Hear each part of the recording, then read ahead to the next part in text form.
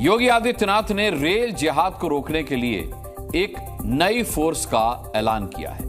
पिछले कुछ दिनों में यूपी सहित देश के कई हिस्सों में रेल को पटरियों से उतारने की कोशिश हुई है।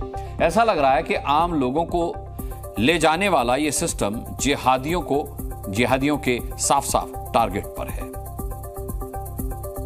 भारतीय रेल के मुताबिक अगस्त और सितंबर महीने में ट्रेनों को डीरेल करने की 18 कोशिशें की गई, जिसमें गैस सिलेंडर, सीमेंट के ब्लॉक, लोहे की रॉड और साइकिल को रेल ट्रैक पर रखा गया। जून 2023 से 10 सितंबर 2024 के बीच कुल मिलाकर 24 बार ट्रेन को पटरी से उतारने की कोशिश हुई और इनमें से 9 बार रेल पटरियों को यूपी में टारगेट किया गया। अब ट्रेन के खिलाफ इसी जिहाद को रोकने के लिए एक नई फोर्स तैनात हो रही है।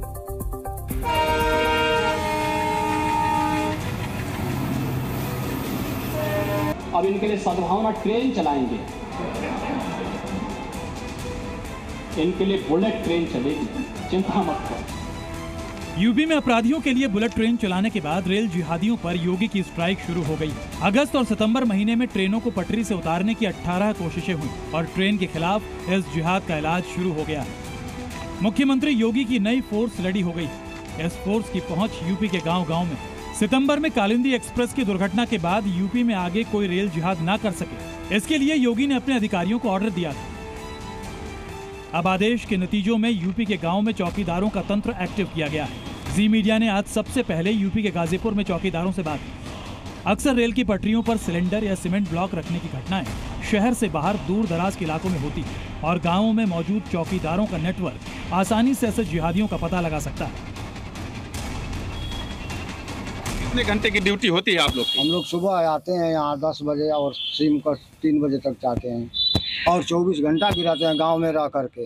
गांव में का भी मान लीजिए के हिसाब से हम लोग का दिन भर ड्यूटी, रात में भी ड्यूटी लगी है। मुख्यमंत्री योगी आदित्यनाथ रेल जिहादियों के खिलाफ भी सख्त हो गए हैं। चौकीदारों की मदद से ऐसी घटनाओं को होने से पहले ही रोका जा सकेगा। अब तक इनकी जिम्मेदारी गाँव में होने वाले झगड़ों को रोकना रहा है। हालांकि अब चौकीदारों को नई जिम्मेदारी दी जा रही है, तो साथ ही इन्हें अपग्रेड किए जाने की भी जरूरत है।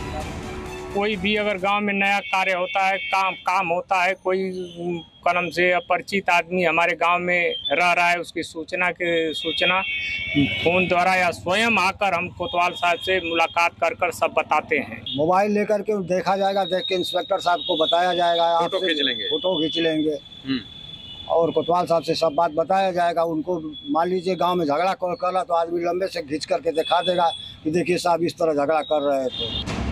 यूपी पुलिस अपने चौकीदारों की मदद से इंटेलिजेंस नेटवर्क को बढ़ाकर 75 जिलों में पहुंच जाएगी।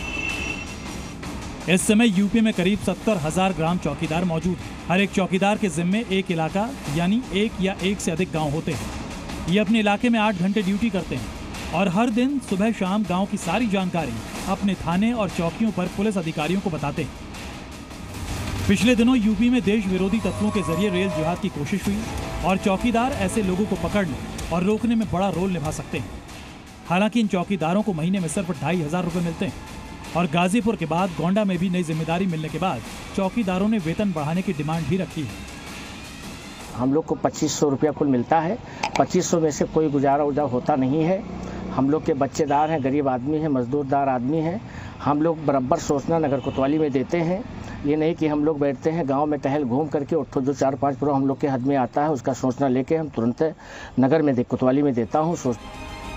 जांच एजेंसीज के मुताबिक ट्रेन दुर्घटनाएं देश को अस्थिरता में ढकेलने की साजिश का हिस्सा हो सकती है और योगी की नई फोर्स ऐसी साजिश पर फुल स्टॉप लगा सकती है।